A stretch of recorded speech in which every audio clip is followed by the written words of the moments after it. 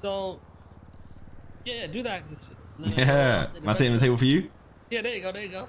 Hey, that's how we do it, Yeah, professional. yeah. I got to order fish and chips coming up for him. Now I'm coming down to the Oh, you surf pre-ordered shop. food already, okay. Or should I say the chippy shop? You know, Yeah, the see, I'm chippy all shop, right. exactly, yeah. I'm cultured, man. I know what's what. Yeah, the chippy. Chip buddy. Yeah, Chip buddy. Yeah, chip buddy. You had one of those before?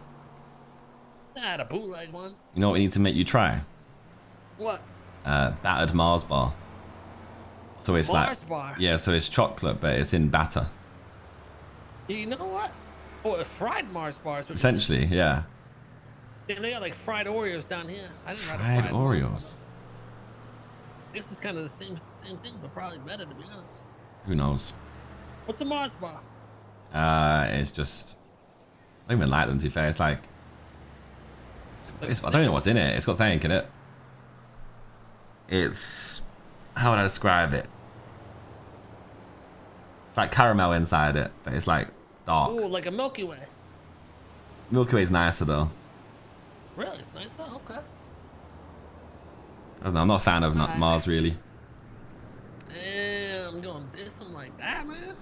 Oh, true. Actually, you know what? I'm a big fan of Mars. It's a great planet and a great chocolate bar.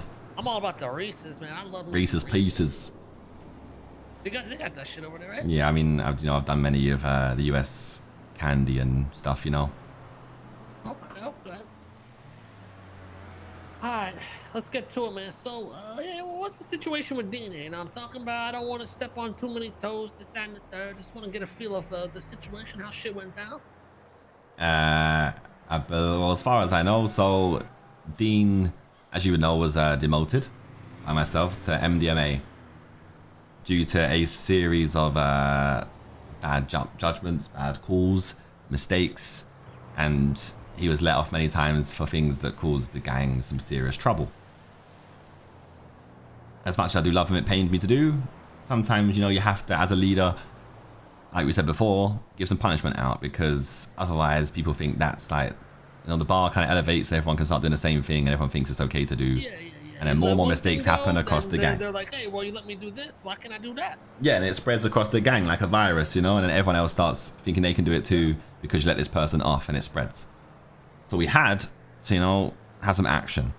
And I gave him the chance to kind of be remorseful for things that he did, and to almost apologize, or just give his side of the things, but then also understand our side. But instead he came in an attitude of his side was right and don't give a fuck. So he got demoted. And then he kind of disappeared for a bit. Didn't see much of him. He seemed to ghost us, seemed to ghost me, didn't talk to me, didn't talk to anyone really. Yeah, I didn't see him for a while. Yeah, I don't know what happened. And apparently he went to like therapy or something, and like he come back and he had realized the errors of his ways. And strangely, the errors of his ways led him to feel that he didn't want to be Mandem anymore. He felt that his time was done and he wanted to leave. So in my eyes, I first gave him that empowerment speech. Being you're great. You need to trust in yourself and believe in yourself. If they're not treating you right, you need to break off with them. You think that's what it was, man? Maybe. I don't know who this therapist is. Fuck this therapist. But anyway, there was no kind of remorse on our side. Apparently he saw his wrongdoings but never apologized to anyone, never admitted his wrongdoings. He left the gang without discussing with me or anyone of, I don't know, I guess he spoke to 2IC and 3IC, but he didn't wait to talk to me. He'd already left and done everything before I even got to speak to him. I was the last to find out. Yeah, he actually told me that. When he told me in the car, he's like, yeah, I left Mandem. I was like, oh shit, did you tell him? He's like, I only told, I forget who it was, Moses or something maybe. But it's a very, very big thing, and he didn't even, talk to me about it, didn't give me a chance to... I was surprised, but I was like, you didn't talk to Tommy? He didn't give me a chance to say my fucking piece or anything. He didn't give me anything. And considering like me and him, like he's been by my side since early days of Mandem when there was only like a very small handful of us. So he's been like a part of like the legacy and everything we've tried to build so far. So to see him like turn his back on it obviously is not nice to see. But at least he's feeling very kind of angry, but then also, I don't know. It's like it opened my eyes to who maybe he really is. It showed his true colors. Because he always says he's ride or die for the gang, for the family, right? Then he just turned his back on us as soon as like times got remotely hard with him, right? He goes MDMA. All of a sudden, things aren't as sweet as they used to be. He can't be seen as MDMA, he can't be seen below certain people in the gang. Times are tough. He has to prove himself again to earn his place back in the gang and earn his right to do things, right? Yeah, I understand that. You know, you're gonna run your gang how you want to run your gang. He may have felt disrespected, but you know, that was your decision. But he wasn't willing to do anything to try and rectify that. Didn't even attempt one thing. And from there, he just turned his back on us and said, you know what, fuck it. Well, I ain't gonna be part of this no more. To the point of like, you know, I don't even get to find out first, or don't even get to talk to me about it, and at least tell me how he feels first, and then we can discuss it, and it could be a bit more amicable in how he leaves. And obviously, he's left in a way that isn't like everyone hates him, but he's turned his back on us. That's the key thing. Alright, so there's no like real beef with his death, man. It's a little iffy, you know what I mean? Yeah, it's more a case of, yeah, like how do you be family with someone who just said like, "We'll see you later"? You plan on doing any maybe retaliation, punishment, or you know, flooding out? Not worth my time. It's not what we do either. So I was gonna offer, because you know he's probably gonna be hanging out with us a lot. Seems like yeah, we expect exactly that. Yeah. You know, I could find out who this therapist was. Maybe you can let some frustrating out on her, or this, that, and the third. You know, whatever you need, you let me know. And I think I'll just spin that. You know, that energy, that kind of anger inside me and frustration into like a bit more of a positive vibe. You know, I feel like I'll push us on to be stronger. Okay, don't need to waste no time on no therapist. Not worth my time. I don't need to waste no time on a retaliation on Dean, because again, it ain't worth my time. If he wants to go to you and that's where his heart lies, then he was never our family. He was always your family, you know? Yeah. He told me there was some type of stipulations of where he's not allowed to talk to somebody for until he does something or something. I gave him an ultimatum, which was bit of a chess move on my side. I gave him some stipulations of ways that he could talk to the boys, because that was one thing he begged me for. He said, like, please let me be able to talk to you and the boys like, as family still. That's the one thing I ask, even though like I'm leaving. That's what I want to be able to talk to you guys and the boys as like family, and it'd be cool, and not how we treat other people. So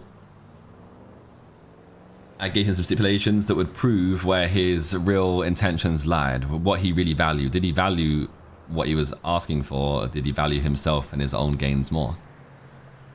And he showed his true colors in that stipulation. So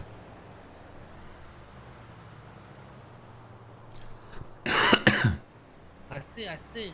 Yeah, because he did tell me, he's like, yo, you know, I still fuck with a lot of the Mandem. I want to hang with them. You know, they're still my boys. And he told me about that, and I was like, you know, it just depends, man. I mean, you want to make things right, or you just trying to break away? So I don't know what he's gonna do there. We'll see. But yeah, I just laid a play on the table for him to like take the red pill, the blue pill, just, you know, to show what he was really about, what he was truly thinking. Because a man can hide behind his words, but you know, his actions say a lot more. All right. Well, I want to let you know if things ever do stir up with you guys. You know, I'm not gonna get in the middle of it. I understand it's a hard-hitting thing, and I've been through it a couple times, so it's not something like, you know, Changang will step in and be like, "Oh no, you can't do that to Dean." You know, that's just how shit's gotta go. It's between you guys, so.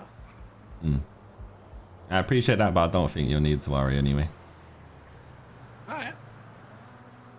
Well, I don't know where the fuck our food is, man, but. Did you even order anything? Like, what is this? Yeah, man, is this actually like an authentic chippy? And this dude in the back Did you here pay? tried to start fucking fighting me. You didn't pay, have you? Ah, man, I don't pay you. You pay before you get the food? In some places you do, like in Nando's you do. Really? Oh yeah, if you grab it and sit down, but in Nando's you go up and order, and then you sit down, and then it comes to you. Yeah. Nando's, that sounds familiar. I think I heard Randy talking about that shit. Yeah. Fried chicken? It's not fried, no. It's normal chicken. Yeah, it's chicken with sauce basically. It's just like seasoned chicken, and it comes in a scale of like, you can go for very tame, or you can go for hot, you talking yeah, about? you can go like medium hot, extra hot. Oh damn, all the different flavors. Here are usually fried chicken. Yeah, it's not fried. Chicken, baby. It doesn't be fried. Okay. There's a great spot in the UK for fried chicken though. Oh, I love some fried chicken. Yeah, you know, when you go down any when you go down any road in London, you know, just look on the sides, and you'll see some fried chicken places. I'm Bang. gonna scoop that shit up, man. All right, well, I appreciate the talk. I mean, if you need anything from me, you let me know. Vice versa. We'll do. I appreciate you, man. Later. We're gonna walk the same way now, aren't we? Send me up, Yep. bruv. What the fuck did I drive down there? Oh, man. Later.